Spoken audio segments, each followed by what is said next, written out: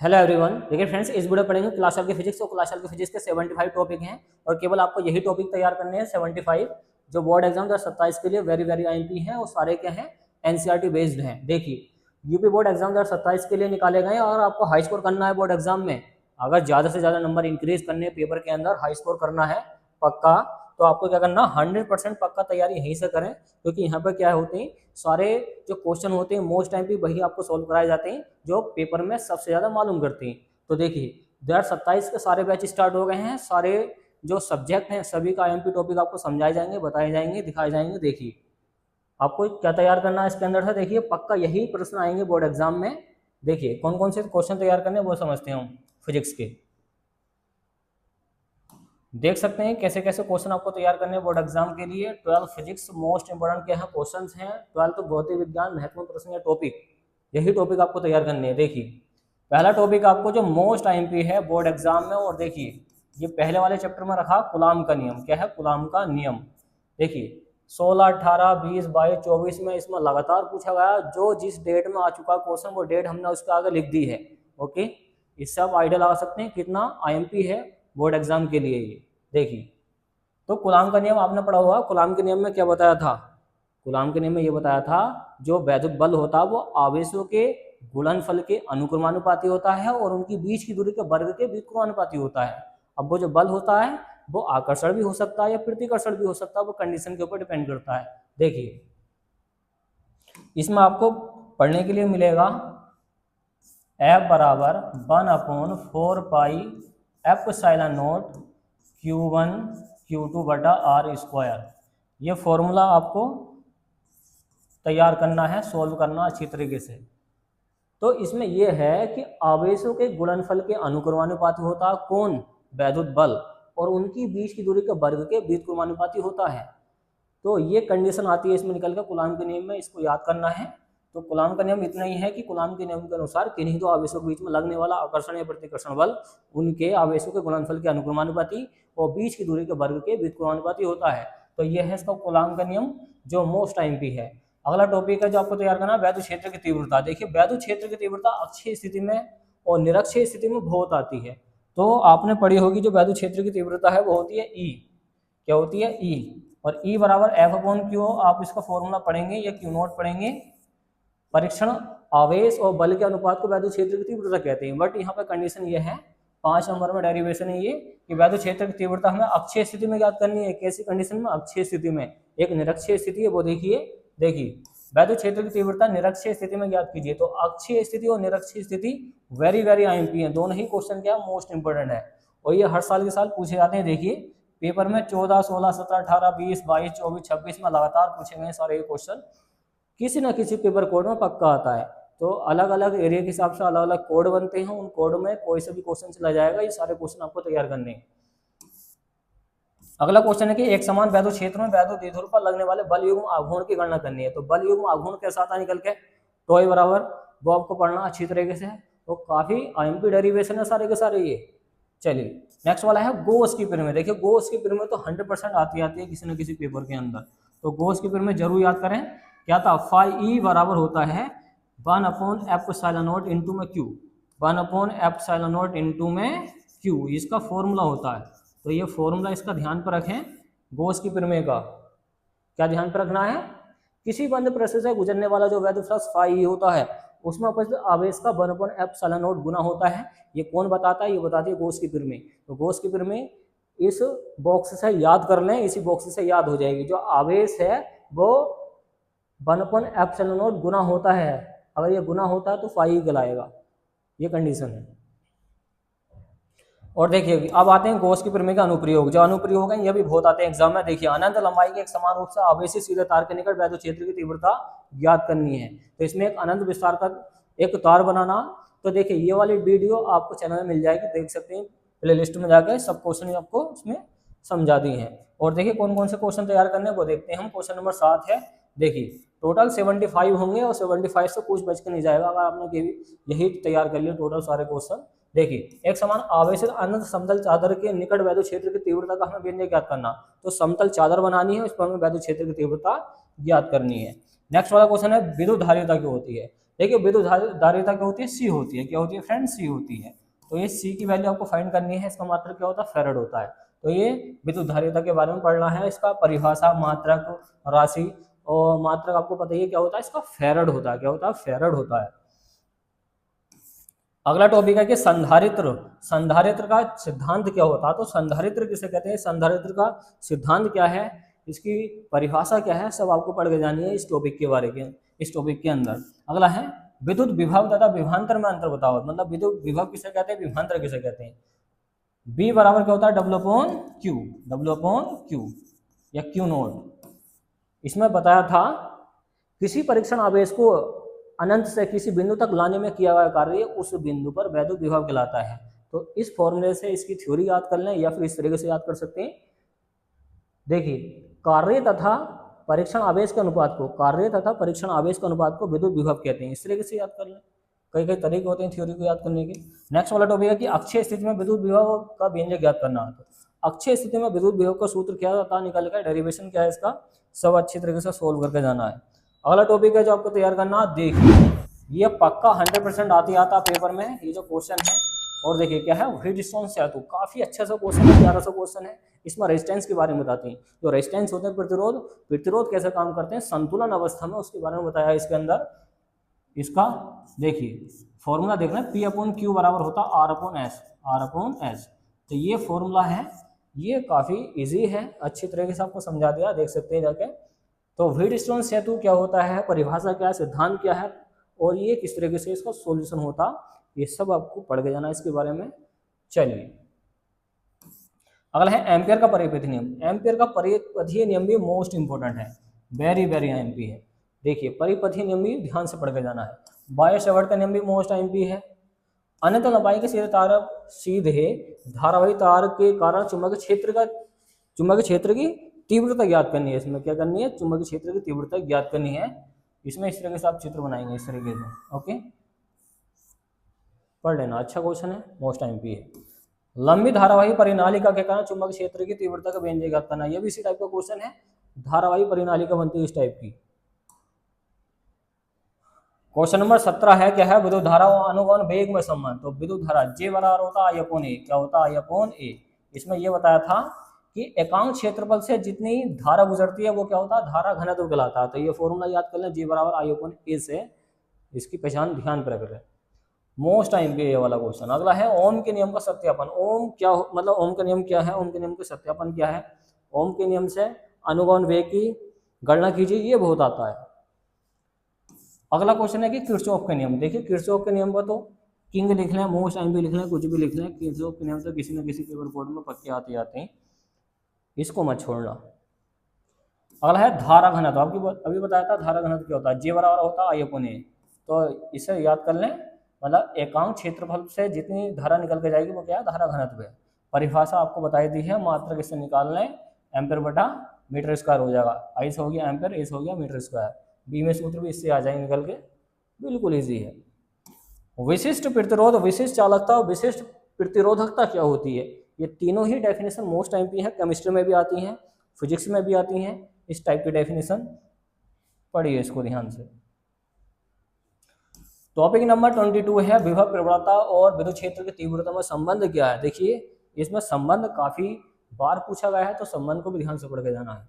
अगला है समांतर प्लेट संधारित्र की धारिता का व्यंजक। जो समांतर प्लेट संधारित्र की धारिता है सी, उसका व्यंजक हमें प्राप्त करना है। जो व्यंजक है किस तरीके से निकल के आता है वो उसको सोल्व करना अच्छी तरीके से। अगला टॉपिक क्या है, संधारित्र की स्थितिज ऊर्जा का व्यंजक ज्ञात करना। जो स्थितिज ऊर्जा होती है यू, उसकी वैल्यू फाइंड करनी है, बिल्कुल इजी है, अच्छे से पढ़ के जाना इसको। अगला टॉपिक क्या वो देखिए, विद्युत धारा परिभाषा। अभी विद्युत धारा क्या होती है, देखिए क्यू बराबर क्या होता है फ्रेंड्स, आई टी। क्या होता है, आई टी। मुझे आई का मान चाहिए तो क्यू के बेटे में कौन आ जाएगा, टी। इसका मतलब यह है कि एकांक समय में जितना आवेश गुजर कर जाएगा वो उसकी विद्युत धारा कहलाएगी। मान लो कोई तार है, 1 सेकंड के अंदर टी बराबर हमने रख दिया 1 सेकंड, 1 सेकंड के अंदर जितना वहां से कुलाम निकल कर जाएगा, चाहे कुलाम 2 कुलाम हो, मतलब आवेश, जितना आवेश गुजर कर जाएगा, तो चाहे वो 2 कुलाम हो, 5 कुलाम हो, 6 कुलाम हो, तो जितना वहां से आवेश गुजर कर जाएगा वो कहलाएगा आपका धारा। ओके अगला टॉपिक क्या वो देखिए, सेल होगा विद्युत वाहक बल सेलों का विद्युत वाहक बलों की गणना करनी है। तो इसमें दो टाइप से गणना करते हैं, इस टॉपिक को भी ध्यान से लिख लेना, पढ़ लेना। ओके, अच्छा टॉपिक है ये। नेक्स्ट वाला है स्वीय प्रेरणा, स्वीय प्रेरणा गुणांक। इसकी परिभाषा बहुत आती है, देखिए परिभाषा तो इसकी 100% किसी न किसी पेपर कोड में आती है। स्वीय प्रेरणा और स्वीय प्रेरणा गुणांक की देख सकते हैं कितनी बार आ चुका पेपर में, लगातार आ चुका है 15 से लेकर 26 तक। ध्यान से देखना इसको, क्वेश्चन को। अन्योन्य प्रेरण गुणांक और अन्योन्य प्रेरण, इसमें भी क्वेश्चन में भी क्या है, इसी तरीके का मैटर है। ये भी क्वेश्चन हर साल के साथ मालूम करते हैं, कैसे न कैसे देख सकते हैं, हर साल पूछा गया है। अब देखिए ये है वेरी वेरी आईएमपी, जो आपको नहीं छोड़ना है। यह है ट्रांसफॉर्मर का सिद्धांत बताना है, रचना बताती है, जो रचना करनी है मतलब चित्र बनाना, कार्यविधि इसकी वर्किंग बतानी है, किस तरीके से काम करता है। तो देखिए फ्रेंड्स, यह है ट्रांसफॉर्मर, इसका सिद्धांत बताना है और रचना बनानी है। तो ट्रांसफॉर्मर क्या करता है, ये कम वोल्टेज, मतलब जो कम वोल्टेज आते हैं उसको घटाने और बढ़ाने का कार्य करता है। मतलब जो वोल्टेज आते हैं, जो धारा आती है, उसको घटाने और बढ़ाने का कार्य कौन करता, ट्रांसफॉर्मर करता है। अब ये किस सिद्धांत पर कार्य करता है, ये करता अन्योन्य प्रेरण गुणांक के सिद्धांत पर कार्य करता है ट्रांसफॉर्मर। ये दो टाइप के होते हैं, एक उच्चाई ट्रांसफॉर्मर होता है, एक अपचाई ट्रांसफॉर्मर होता है। तो ये जो ट्रांसफॉर्मर है, इसका डायग्राम बना के अच्छे से पढ़ के जाना है। वो प्रैक्टिकल में भी काफ़ी बनाते हैं इसमें, तो प्रैक्टिकल होंगे आपके। तो ये अगला है धारावाही लंबी परिनालिका के स्वयं प्रेरकत्व का सूत्र ज्ञात करना हमें, ये भी अच्छा क्वेश्चन है। अगला है विद्युत चुम्बकीय तरंग परिभाषा गुण बताओ। जो विद्युत चुम्बकीय तरंग है, इसकी परिभाषा क्या है, इसके गुण क्या है, ओके, इसकी क्वालिटीज क्या है, ये भी काफी बार पूछा गया है। अगला टॉपिक है दो समतल कुंडलियों के बीच अन्योन्य प्रेरकत्व का व्यंजक ज्ञात करना। कहाँ पे, दो समतल कुंडलियों के बीच में ज्ञात करना है अन्योन्य प्रेरकत्व का व्यंजक हमें। तो ये व्यंजक काफी बार पूछा गया, अच्छा क्वेश्चन है। अगला है विस्थापन धारा क्या होती है। विस्थापन धारा भी क्या है, मोस्ट एमपी है। जो विस्थापन धारा, ये भी बहुत आती है एग्जाम के अंदर, इसको भी अच्छे से पढ़ के जाना है। अगला टॉपिक है लेंज का नियम। तो लेंज का नियम भी काफी बार पूछा गया। देखिए अगला जो टॉपिक है, ये किंग क्वेश्चन है, मोस्ट एमपी है चैप्टर का। पूरे चैप्टर में से केवल आपको यही क्वेश्चन तैयार करना है। ये चैप्टर है, चैप्टर नंबर 8 है ये, कि मैक्सवेल का विद्युत चुम्बकीय तरंग सिद्धांत, VVI, very very MP question है। देख सकते हैं कितनी बार मालूम कर सका, मतलब करा इन्होंने 15, 16, 17, 18, 19, 22, 23, 24, 25, 26 में लगातार पूछा गया है। ये जो क्वेश्चन है मैक्सवेल का विद्युत चुम्बकीय तरंग का सिद्धांत। नेक्स्ट वाला है विद्युत चुम्बकीय स्पेक्ट्रम। जो विद्युत चुम्बकीय स्पेक्ट्रम है, इसका स्पेक्ट्रम बनाना है, किस तरह से काम करता है, क्या करता है स्पेक्ट्रम, अच्छे से पढ़ के जाना। ये भी क्वेश्चन बहुत आता है एग्जाम में। क्वेश्चन नंबर 37 क्या है, चुंबकीय प्रवृत्ति क्या होती है, अपेक्षित चुंबकशीलता क्या होती है, चुंबकशीलता क्या होती है। ये परिभाषाएं हैं, तो ये परिभाषाएं बहुत आती हैं। ओके, एक एक नंबर में आ जाती हैं या दो दो नंबर में आ जाती हैं। तो परिभाषा तो बहुत आती है एग्जाम में, इसको ध्यान से पढ़ना। तो परिभाषा है, क्या है फ्रेंड्स, ये है परिभाषा।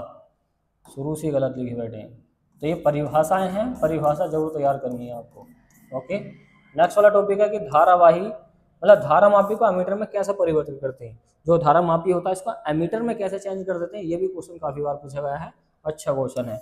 अगला है फैराडे का विद्युत चुम्बकीय प्रेरण संबंधी नियम क्या है। जो फैराडे के नियम है, प्रथम नियम, द्वितीय नियम, दोनों ही नियम आपको पढ़ के जाने। फैराडे के नियम से कैसे विद्युत धारा बनती है, सब आपको पढ़ना अच्छे तरीके से। उसमें जो कॉइल है तो ये वो कैसे घूमती है। अगला है विद्युत चुम्बकीय प्रेरण, प्रेरित विद्युत वाहक बल, इसको भी पढ़ना है। जो विद्युत चुम्बकीय प्रेरण है वो प्रेरित विद्युत वाहक बल है, ये भी क्वेश्चन क्या है, मोस्ट एमपी है। अगला है अनुचुंबकीय और प्रतिचुंबकीय पदार्थों में अंतर बताओ। तो इसकी परिभाषा याद कर लेना कि अनुचुंबकीय पदार्थ और प्रतिचुंबकीय पदार्थ किसे कहते हैं। ओके, चलिए क्वेश्चन नंबर 42 है, एक समान चुंबकीय क्षेत्र में उपस्थित धारावाही चालक पर लगने वाला बल, लॉरेंज बल ज्ञात करना। ये भी काफी आता है एग्जाम में। अगला है एक समान चुंबकीय क्षेत्र में धारावाही लूप पर लगने वाला आघूर्ण ज्ञात करना है। तो इसमें आघूर्ण ध्यान पर रखें, ये भी क्वेश्चन बहुत आता है। अगला है दो समांतर धारावाही चालकों के बीच में लगने वाला बल ज्ञात करना। तो दो समांतर धारावाही चालक होते हैं, उनके बीच में बल कैसे कार्य करता है, एक ये होता है, एक ये होता है, इसके बीच में जो एफ है वो कैसे कार्य करता है, ये आपको पढ़ना अच्छी तरीके से। चलिए अगला है चल कुंडली धारा मापी। देखिए चल कुंडली धारा मापी, तो इसमें तो आप मोस्ट एमपी लिख ही लें। ओके, ये तो 100% आते आता चल कुंडली धारा मापी। ये कैसा क्वेश्चन है, अगर आसान तरीके से चाहिए तो आप यूट्यूब पर लिख देना चल कुंडली धारा मापी और बोल देना मास्टर कोचिंग। जैसे ये बोलेंगे तो ये वीडियो हमारी ऊपर ही मिल जाएगी, बिल्कुल छोटे तरीके से आपको आसान तरीके से बिल्कुल इसी तरीके से पेपर पर लिख के बता दिया है, पढ़ लेना इसको। अगला क्या है चुंबकीय याम्योत्तर और दिक्पात कोण और नमन कोण, ये तीनों ही डेफिनेशन ये भी क्या है मोस्ट इंपोर्टेंट है। ओके, वेरी वेरी आईएमपी हैं और परिभाषाएं के रूप में आती हैं ये, दिक्पात कोण, नमन कोण। ओके, इसमें अल्फा बीटा चलता है, पढ़ लेना इसको। अगला है चौक कुंडली का कार्य सिद्धांत समझाइए। चौक कुंडली किस तरीके से काम करते हैं तो कार्य सिद्धांत के बारे में पढ़ के जाना, ये भी काफी बार पूछा एग्जाम के अंदर, अच्छा क्वेश्चन है। प्रकाश का परावर्तन क्या होता है, हाई स्कूल से पढ़ा होगा। प्रकाश का परावर्तन क्या होता है, ये भी हाई स्कूल से पढ़ा होगा, मोस्ट एमपी है। प्रत्यावर्ती धारा का वर्ग माध्य मूलमान का व्यंजक ज्ञात करना, और इसी से क्वेश्चन रिलेट करता है एलसीआर परिपथ। एलसीआर परिपथ, तो एलसीआर जो परिपथ है फ्रेंड्स ये है वेरी वेरी एमपी, क्या है मोस्ट एमपी है एलसीआर जो परिपथ है। तो एलसीआर परिपथ ध्यान से पढ़ के जाना आपको, जो एलसीआर सर्किट है। ओके, एलसीआर पूरे सर्किट को ध्यान से पढ़ना है। अगला है पूर्ण आंतरिक परावर्तन, तो टोटल इंटरनल रिफ्लेक्शन कैसा हो जाता है, प्रैक्टिकली आपको बता दिया है, देख लेना इसको, ये पानी के अंदर अच्छे से हो जाता है। नेक्स्ट वाला टॉपिक है कि अवतल लेंस हो, अवतल लेंस का प्रथम तथा द्वितीय फोकस बताओ। तो इसमें प्रथम फोकस और द्वितीय फोकस बताना किसका, अवतल लेंस का। तो चित्र से आपको समझ में आएगा, चित्र देख लेना इसका। प्रिज्म के पदार्थ का अपवर्तनांक का सूत्र ज्ञात करना, तो ये n का मान चाहिए इसमें, तो n का मान चाहिए। तो इसमें जो n का मान है यही आपको फाइंड करना, अच्छा डेरिवेशन 5 नंबर का बड़ा है ये। ओके, अगला है गोलीय अवतल पृष्ठ के लिए अपवर्तन का सूत्र। देखिए एक ये है क्वेश्चन, एक ये वाला, एक ये वाला, तीनों ही क्वेश्चन मोस्ट आईएमपी हैं। ओके, 100% पेपर में आता है इसमें से कोई ना कोई क्वेश्चन। तो गोलीय अवतल पृष्ठ के लिए अपवर्तन का सूत्र बहुत आता है, पतले लेंसों के लिए अपवर्तन का सूत्र बहुत, मतलब लेंस मेकर, तो लेंस मेकर के नाम से फेमस है ये। तो ये लेंस मेकर जो है क्वेश्चन, ये वेरी वेरी आईएमपी है फ्रेंड्स, मोस्ट आईएमपी है लेंस मेकर, छोड़ना नहीं है इसको। अगला क्या है सरल सूक्ष्मदर्शी और संयुक्त सूक्ष्मदर्शी। देखिए इस वाली स्लिप पे ये जो पीपीटी है ये वाली, इस पर जो क्वेश्चन आ गया है ये तो 100% मालूम करते हैं, ये भी क्या है मोस्ट है। ओके, इसकी तो गारंटी ले लो, पक्के आते हैं इसमें से कोई ना कोई क्वेश्चन तो 100% आते हैं। अगला क्वेश्चन क्या है खगोलीय दूरदर्शी। देखिए ये भी क्या है, सब सारे के सारे ये भी पीपीटी के मोस्ट आईएमपी है, इससे बच के कुछ नहीं जाएगा। खगोलीय दूरदर्शी बहुत आता है एग्जाम में, देख सकते हैं इसकी डेट से लगातार ये रिपीट हुआ है। परावर्ती दूरदर्शी भी बहुत आता है, इसी तरह का क्वेश्चन है, ये भी मोस्ट आईएमपी आसान तरीके से आपको समझाता है, देख सकते हैं प्ले लिस्ट में जाके। हाइगेंस का द्वितीयक तरंगिकाओं का सिद्धांत भी बहुत आता है। तो हाइगेंस का सिद्धांत क्या होता है, द्वितीयक तरंगिकाएं कैसे निकल के जाती हैं, जो तरंगिकाएं हैं वो किस तरीके से चलती हैं। ओके, ईथर माध्यम में कैसे चलती हैं, वायु में कैसे चलती हैं, सब आपको पढ़ना है। अगला है हाइगेंस के द्वितीयक तरंगिकाओं के सिद्धांत के आधार पर परावर्तन की व्याख्या करनी है। तो इसमें परावर्तन की व्याख्या करके मतलब कोण R बराबर कोण I आपको सिद्ध करके लेकर आना है। ओके, आपतन कोण I जो होता है परावर्तन कोण R के बराबर आता है निकल के इस वाले डेरिवेशन में। इसी तरीके का नीचे वाला हाइगेंस के द्वितीयक तरंगिकाओं के सिद्धांत के आधार पर अपवर्तन की व्याख्या। तो परावर्तन और अपवर्तन दोनों ही क्या है किंग क्वेश्चन है चैप्टर के। ओके, एक चैप्टर से मुश्किल से 1 या 2 क्वेश्चन निकाले हैं और वही क्वेश्चन बार बार रिपीट होते हैं। तो ये जो चैप्टर है इसे केवल आपको ये 2 क्वेश्चन तैयार कर लेना, इससे बच के कुछ नहीं जाएगा। नेक्स्ट वाला टॉपिक है कि व्यतिकरण क्या होता है। व्यतिकरण की शर्तें बतानी है, परिभाषा बतानी है। तो व्यतिकरण भी क्या है very very most important exam के लिए। ओके, पढ़ लेना इसको अच्छे से। कला संबंध स्रोत क्या होते हैं, ये भी बहुत आता है। प्रकाश स्रोत क्या होता है, कला संबंध स्रोत क्या होती है, तो भी ध्यान से पढ़ना। प्रकाश का विवर्तन क्या होता है, ये भी काफी बार रिपीट हुआ है। कार्यफलन, देहली आवृत्ति। देखिए कार्यफलन और देहली आवृत्ति की परिभाषाएं बहुत आती हैं, ये जो है परिभाषाएं हैं 2-2 नंबर में। तो ये जो परिभाषाएं हैं ओके, ध्यान से इसको ढूंढ ढूंढ कर पढ़ना अच्छे से। अगला है प्रकाश वैद्युत प्रभाव के नियम बताओ। जो प्रकाश वैद्युत प्रभाव है इसका नियम बताओ, किस तरीके से प्रकाश उस पर टकराता है किसी लोहे की चीज पे, तो किस तरीके से वो वैद्युत प्रभाव करता है उसका। प्रकाश वैद्युत प्रभाव उसका नियम बताओ। अगला है आइंस्टीन का प्रकाश विद्युत समीकरण बताओ। जो आइंस्टीन का प्रकाश विद्युत समीकरण है वो किस तरीके से बना है, आइंस्टीन ने कौन सा समीकरण दिया था, सब आपको ध्यान से पढ़ना है। Okay, most important. अगला है रदरफोर्ड का अल्फा कण परिकिरण प्रयोग बताओ। तो रदरफोर्ड का परमाणु मॉडल आपने पढ़ा होगा। इस तरीके से परमाणु मॉडल बनाएंगे आप, उस पर किरणें जाएंगी, टकराएंगी, कुछ तो सीधी निकल जाएंगी, कुछ टेढ़ी होकर निकलेंगी। इस तरीके से आपने पढ़ा होगा। ओके, कुछ सीधी निकल जाएंगी। तो पढ़ लेना, रदरफोर्ड का परमाणु मॉडल इस टाइप से आता है बहुत ज़्यादा।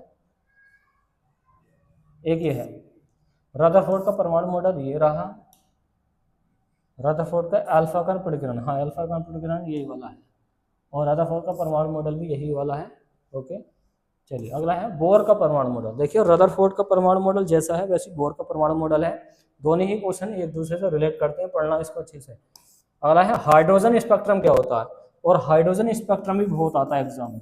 ओके, इसमें हाइड्रोजन किस तरीके से उसकी श्रेणियाँ होती हैं हाइड्रोजन की, लाइमन श्रेणी, बोमन श्रेणी, पाशन श्रेणी, इसमें श्रेणियाँ चलती हैं। इन श्रेणी को सूत्र, इनका जो सूत्र है उनको सोल्व करना है, उस पर क्या आ जाता है, न्यूमेरिकल भी आता है। अगला है नाभिकीय संलयन क्या होता है, नाभिकीय विखंडन क्या होता है, ये भी क्या है किंग क्वेश्चन है इस चैप्टर का, मतलब 100% आता है। नाभिकीय संलयन और नाभिकीय विखंडन बहुत आता है एग्जाम के अंदर। ऊर्जा बैंड के आधार पर चालक, अचालक, अर्धचालक में अंतर बताओ। तो चालक क्या होता है, अर्धचालक क्या होता है, और अचालक क्या होता है। तो चालक में जिसमें करंट फ्लो हो जाए, अचालक मतलब जिसमें करंट फ्लो नहीं होता है, अर्धचालक का मतलब ये बीच को हो जाएगा दोनों में। जैसे कि सेमीकंडक्टर होता है, मतलब जो चिप वगैरह होती है सिलिकॉन वाली।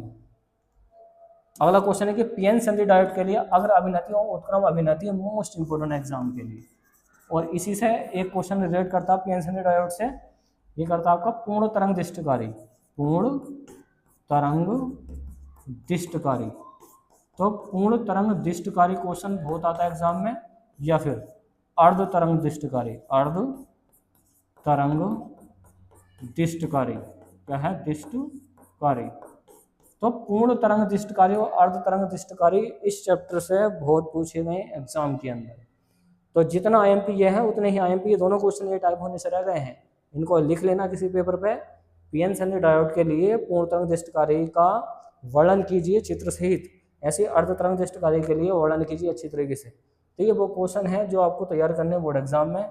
देखिए फ्रेंड्स, टोटल 75 टॉपिक आपको समझा दिए, अच्छी तरीके से बता दिए कौन कौन से टॉपिक आपको तैयार करने, इनसे बचकर कुछ नहीं जाएगा बोर्ड एग्जाम 2027 में। हाई स्कोर के लिए आपको इतनी मेहनत तो करनी पड़ेगी। ओके, और जो आपके फ्रेंड्स हैं उनमें ये वीडियो को शेयर कीजिए। अगर आप वीडियो शेयर करेंगे तभी क्या होगा, चैनल थोड़ा सा ग्रो करेगा शेयर करने से या लाइक करने से। तो लाइक करिए ज़रूर, क्योंकि इसको पीपीटी को बनाने में बहुत ज़्यादा मेहनत लगती है, फिर वीडियो बनाने में, फिर एडिट करने में, फिर अपलोड करने में काफ़ी मेहनत है इसमें। ओके, तो समझिए बात को और शेयर कीजिए अपने फ्रेंड्स के अंदर। चलिए, ये है बोर्ड एग्जाम 2027 के लिए।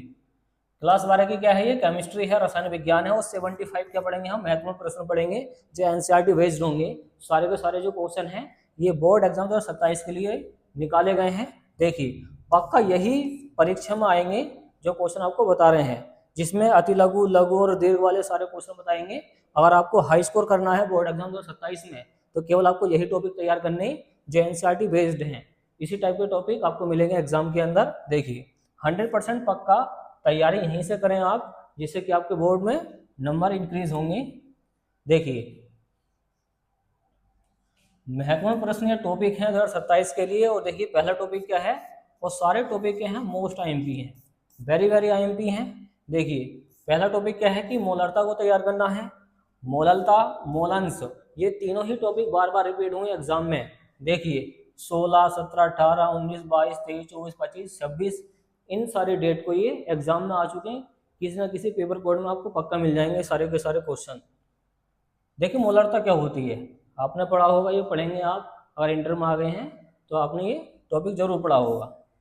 इसमें यह था किसी विलयन के 1 लीटर में उपस्थित विलय के मोलों की संख्या को, अगर विलय के मोल हैं अगर 1 लीटर में है तो वो क्या है, मोलरता है। और मोलरता में क्या बताया था आपको याद होगा, या फिर आप इसमें पढ़ेंगे इसकी मोलरता वाली डेफिनेशन में।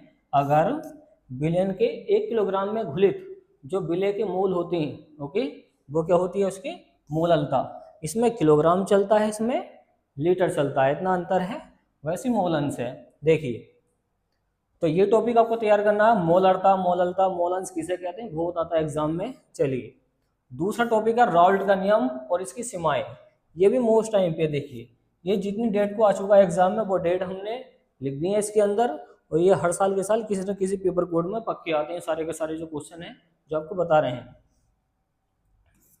राल्ट के नियम में आप पढ़ेंगे कि राल्ट के नियम के अनुसार किसी विलयन का जो वाष्प दाब का अपेक्षित अवनमन होता है, राल्ट के नियम के अनुसार किसी भी वाष्प दाब का जो अपेक्षित अवनमन होता है वो मोल प्रभाज के बराबर होता है, जो उसका मोल प्रभाज होता है। तो आप पढ़ेंगे मोल प्रभाज क्या होता है, विलय क्या होता है, विलायक क्या होता है, मोल क्या होते हैं, ये सब टॉपिक आप इस चैप्टर के अंदर पढ़ेंगे। और ये जो टॉपिक है रॉल्ट के नियम, ये बहुत आता है एग्जाम में, इसको 100% तैयार करके जरूर जाएं। ओके, तीसरा क्वेश्चन क्या है, हेनरी का नियम। देखिए हेनरी का नियम भी हर साल के साल रिपीट हुआ है, ये भी बहुत आता है एग्जाम में, और हेनरी का नियम भी बहुत अच्छा क्या है टॉपिक है, पढ़ के जाना इसको अच्छी तरीके से। क्वेश्चन नंबर 4 क्या है कि परासरण दाब क्या होता है। देखिए परासरण दाब ये जो दाब है, प्रेशर है, उस पर आधारित है, पास्कल पे पढ़ लेना इसको। 5वां क्या है, परासरण दाब और विसरण में अंतर बताना है। इनमें अंतर भी काफी बार पूछा गया, देख सकते हैं एग्जाम में कितनी बार आ चुका है। क्वेश्चन नंबर 6 क्या है कि क्वथनांक का उन्नयन क्या होता है। देखिए क्वथनांक का उन्नयन, क्वथनांक का अवनमन, ये दोनों ही टॉपिक क्या है, वेरी वेरी एमपी है, दोनों को पढ़ते जाना अच्छी तरीके से। 7वां टॉपिक आपको तैयार करना है कि हिमांक का अवनमन। जो हिमांक का अवनमन होता है, देखिए हिमांक होता है जमुना, अवनमन उसमें कमी कितनी आई है उसकी फ्रीजिंग पॉइंट में, तो ये भी टॉपिक अच्छा है, पढ़ के जरूर जाना है, मोस्ट एमपी है। अगला है मोलर उन्नयन स्थिरांक और मोलल उन्नयन स्थिरांक। देखिए मोलर उन्नयन स्थिरांक और मोलल थोड़ा सा अंतर है, पढ़ लेना, ये मोलर है ये मोलल है, इनके स्थिरांक के बारे में पढ़ना है, इसकी डेफिनेशन क्या है, इसका फॉर्मूला क्या है, और इसका जो फॉर्मूला है इस पर न्यूमेरिकल बहुत आता है एग्जाम में। ये तीनों टॉपिक तैयार करनी है। नेक्स्ट वाला टॉपिक है मोलल अवनमन स्थिरांक क्या होता है, ये भी क्या है वेरी वेरी आईएमपी है, मोस्ट आईएमपी एग्जाम के लिए, जो मोलल अवनमन स्थिरांक है। 11वां है कि सेलों का विद्युत भागबल क्या होता है। तो सेलों का विद्युत भागबल बहुत आता है एग्जाम में, कैसे न कैसे पेपर कोड में या किसी न किसी पेपर में पक्का आ जाता। चलिए 12वां टॉपिक आपको तैयार करना है कि फैराडे का वैद्युत अपघटन के नियम। देखिए फैराडे के वैद्युत अपघटन के नियम हर साल के साल रिपीट हुए एग्जाम में, और ये विद्युत अपघटन के जो नियम है ये 2 हैं, पढ़ लेना, 2 नियम है विद्युत अपघटन के नियम, मोस्ट आईएमपी है। ओके, वेरी वेरी आईएमपी है दोनों के दोनों नियम। अगला है मोलर चालकता तुल्यांक की चालकता के बारे में पढ़ना, ये भी टॉपिक बहुत आता है एग्जाम में। मोलर चालकता किसे कहते हैं, मोलर, हाँ मोलर चालकता और तुल्यांक की चालकता क्या होती है, पढ़ लेना इसको, अच्छा क्वेश्चन। अगला टॉपिक है कोलराउस का नियम। देखिए कोलराउस का नियम भी बहुत आता है एग्जाम में, पढ़िए इसको ध्यान से और समझना इसको अच्छी तरीके से, और मोस्ट आईएमपी है 2027 के लिए जो कोलराउस का नियम है। ओके, नेक्स्ट वाला टॉपिक है कि इलेक्ट्रोड विभव क्या होता है, मानक इलेक्ट्रोड विभव क्या होता है, मानक हाइड्रोजन इलेक्ट्रोड विभव क्या होता है, तीनों ही टॉपिक पढ़ना। इलेक्ट्रोड विभव क्या होता है, और मानक इलेक्ट्रोड विभव ये 25 डिग्री सेल्सियस पे काम करता है, और मानक हाइड्रोजन विभव जो होता है इसका डायग्राम बनाकर इसको समझ लेना अच्छे से। देखिए हर साल के साल एग्जाम में पूछे गए ये। अगला टॉपिक है वैद्युत रासायनिक श्रेणी लक्षण, और जो वैद्युत रासायनिक श्रेणी है ये भी बहुत आता है एग्जाम में। वैद्युत रासायनिक श्रेणी को भी हर साल के साल पूछे गया किसी न किसी पेपर कोड के अंदर। क्वेश्चन नंबर 17 है नष्ट, देखिए नष्ट समीकरण क्या होती है, बीएससी में भी आपको मिलेगी। ये समीकरण है मोस्ट इंपोर्टेंट एग्जाम के लिए, इस पर बेस्ड न्यूमेरिकल भी आते हैं। ओके, चलिए अगला टॉपिक है कि सेल का नियतांक। जो सेल का नियतांक होता है वो कैसे निकलता है इसको पढ़ना है। अगला है अभिक्रिया का वेग और दर। ये अभिक्रिया वेग और दर तो बार बार रिपीट हुआ है, किसी न किसी पेपर कोड के अंदर पक्का आ जाता है ये भी। अगला टॉपिक आपका देखिए अभिक्रिया का वेग स्थिरांक या वेग का नियम क्या होता है, तो भी इसको भी अच्छा पढ़ना, अच्छी तरीके से पढ़ना। अगला टॉपिक क्या है, आणविकता और कोटि में अंतर क्या होता है। तो आणविकता किसे कहते हैं, कोटि से किसे कहते हैं, ये भी टॉपिक बार बार रिपीट हुआ एग्जाम में, अच्छा टॉपिक है, पढ़ना इसको अच्छे से। नेक्स्ट वाला टॉपिक है 22 है रासायनिक अभिक्रिया का वेग पर दाब, सांद्रता, ताप और उत्प्रेरक का क्या प्रभाव पड़ता है, क्या इफेक्ट पड़ता है, किसका।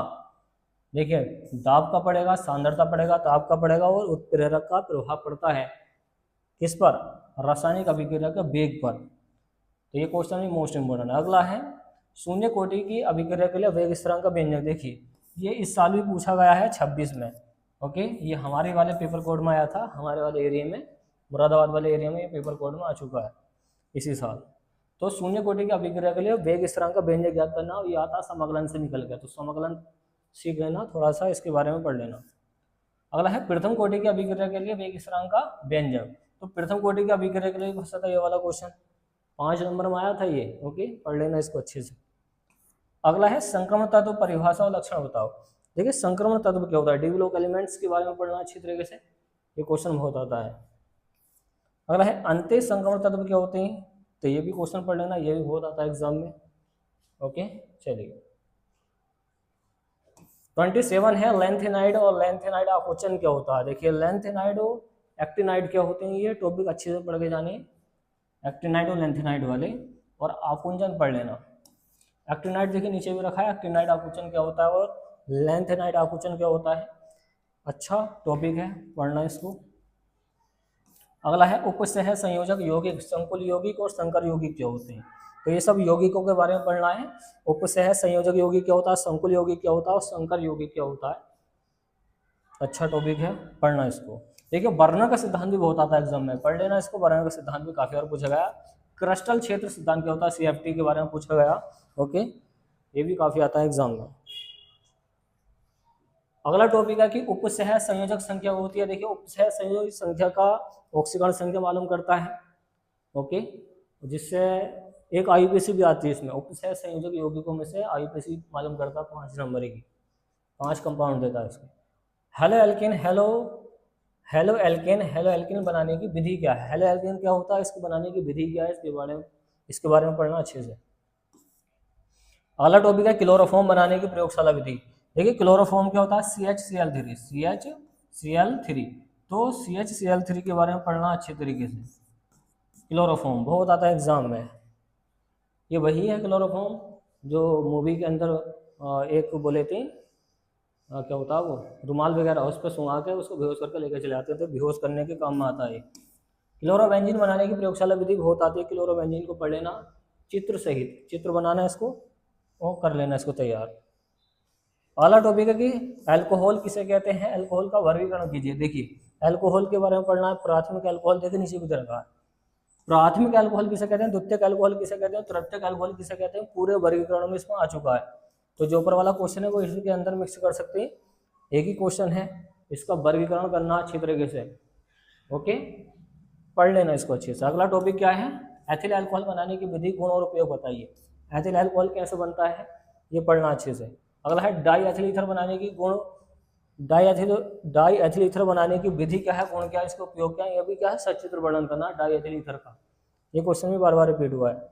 अगला है फिनोल बनाने की विधि क्या है, जो फिनोल है वो किस तरीके से प्राप्त हो जाता है, इसको पढ़ना अच्छे से।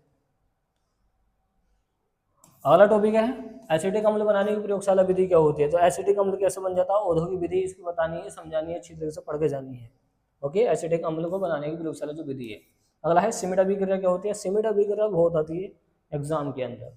तो सिमिट अभिक्रिया है, कार्बोलैमिन अभिक्रिया है और बूटेस्फिटिक अभिक्रिया, इस टाइप की अभिक्रियाएं बहुत आती हैं एग्जाम में। अगला है कीटोन बनाने की विधि क्या होती है। तो कीटोन किस तरीके से बनता है, उसका जो क्रियात्मक समूह है वो क्या है, सब पढ़ के जाना है। अगला है कार्बोक्सिलिक अम्ल बनाने की विधि क्या है। तो कार्बोक्सिलिक अम्ल जो है वो किस प्रकार प्राप्त हो जाते हैं, ये क्वेश्चन भी बहुत आता है एग्जाम में। अगला है फॉर्मिक अम्ल बनाने की जो प्रयोगशाला विधि है वो कैसे बनती है। जो देखिए फॉर्मिक अम्ल कैसे बनता है, तो ये एक सचित्र वर्णन करना, आपको कर लेना इसको तैयार। अगला है 47 है कि टोलेन अभिकर्मक और फेलिंग विलयन क्या होता है। टोलेन अभिकर्मक के बारे में अच्छे से पढ़ के जाना है। अगला है फॉर्मेल्डिहाइड बनाने की विधि। जो फॉर्मेल्डिहाइड है वो कैसे बन जाता है, फॉर्मेल्डिहाइड, एल्डिहाइड, फॉर्मेल्डिहाइड सब क्या है, मोस्ट टाइम की क्वेश्चन है। और एक है एसिटाल्डिहाइड। एसिटाल्डिहाइड भी बहुत आता है एग्जाम में, पढ़ लेना इसको। देखिए हर बार रिपीट हुआ एग्जाम के अंदर। एसीटोन के बारे में पढ़ के आना, एसीटोन बनाने की विधि। तो इसमें सचित्र वर्णन मालूम करता है, तो चित्र भी इसके बना के जरूर जाने, सीख के जाने इसके चित्र वगैरह। अगला है एमीन, प्राथमिक द्वितीयक और तृतीयक एमीन बनाने की विधि क्या होती है। तो प्राथमिक एमीन कैसे बनता है, द्वितीयक एमीन कैसे बनता है, तृतीयक एमीन कैसे बनता है, तो सब पढ़ना आपको अच्छे से। क्वेश्चन नंबर 52 है प्राथमिक एमीन बनाने की विधि क्या होती है। तो प्राथमिक एमीन किस तरीके से बन जाता है, कैसे प्राप्त हो जाता है, इसको भी पढ़ना अच्छे से। अगला है बेंजीन डाइअजोनियम क्लोराइड किस तरीके से प्राप्त होता है, ये पढ़ना, गुण और इसके उपयोगी बताने। अगला है कार्बोहाइड्रेट का प्रकार। कार्बोहाइड्रेट क्या होता है, इसके प्रकार क्या है। ओके, ये पढ़ के जाना। कार्बोहाइड्रेट किस काम में आता है, ये हमें ऊर्जा प्रदान करता है जो कार्बोहाइड्रेट होता है। ग्लूकोज बनाने की विधि और संरचना सूत्र। तो ग्लूकोज का सूत्र आपने पढ़ा होगा C6H12O6। ओके, ये इसका सूत्र भी ध्यान पर रखें ग्लूकोज का। अगला है प्रोटीन की संरचना, प्राथमिक और द्वितीयक संरचना क्या होती है प्रोटीन की। तो प्रोटीन की संरचना बहुत आती है एग्जाम में, इसको भी अच्छे से पढ़ना है। अगला है प्रोटीन का विकृतीकरण क्या होता है। तो विकृतीकरण भी मालूम कर लेता है, इसी चैप्टर में रखा है, लास्ट वाले चैप्टर में पढ़ लेना। अगला है न्यूक्लिक अम्ल के कार्य बताओ। न्यूक्लिक अम्ल क्या होता है, ये बहुत आता है एग्जाम में। अगला है डीएनए और आरएनए में अंतर। देखिए ये केमिस्ट्री में भी आता है, बायो में भी आता है, तो दोनों के लिए मोस्ट इंपॉर्टेंट एग्जाम के लिए। लिपिड परिभाषा और कार्य बताओ। तो लिपिड क्या होते हैं? लिपिड एक प्रकार की वसाएं होती हैं, जो चर्बी वगैरह होती है, ये तेल होती है, तेल वो सब क्या होते हैं? लिपिड होती हैं। अगला है ग्लूकोज और फ्रक्टोज की संरचना बनाओ। देखिए ग्लूकोज और फ्रक्टोज की संरचना बहुत आती है, सूत्र सेम टू सेम होता है। तो ग्लूकोज और फ्रक्टोज का जो क्रियात्मक समूह वो अलग अलग होता है, इसको पढ़ना अच्छे से। अगला है प्रोटीन का मुख्य स्रोत क्या होता है? तो प्रोटीन का मुख्य स्रोत जैसे कि आपने पढ़े होंगे, दालें होती हैं, अंडा होता है, मांस होता है। तो ये सारा टॉपिक आपको पढ़ देना, मुख्य स्रोत कौन कौन से हैं, कहाँ से प्राप्त होते हैं, प्रोटीन किस काम में आता है।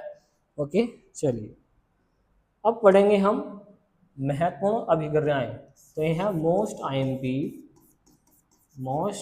आईएमपी और ये है अभिक्रियाएं। क्या है? अभिक्रियाएं। तो पहली अभिक्रिया है वोटर्स-फिटिक अभिक्रिया। वोटर्स-फिटिक अभिक्रिया भी हर साल के साल रिपीट हुई है, देख सकते हैं, हर साल के साल मालूम करते हैं वोटर्स-फिटिक अभिक्रिया को। अगला है हेलोफॉर्म अभिक्रिया किसे कहते हैं, ये भी पढ़ना अच्छे से। अगला है फ्रीडल क्राफ्ट अभिक्रिया क्या होती है, ये भी बहुत आती है एग्जाम में, फ्रीडल क्राफ्ट।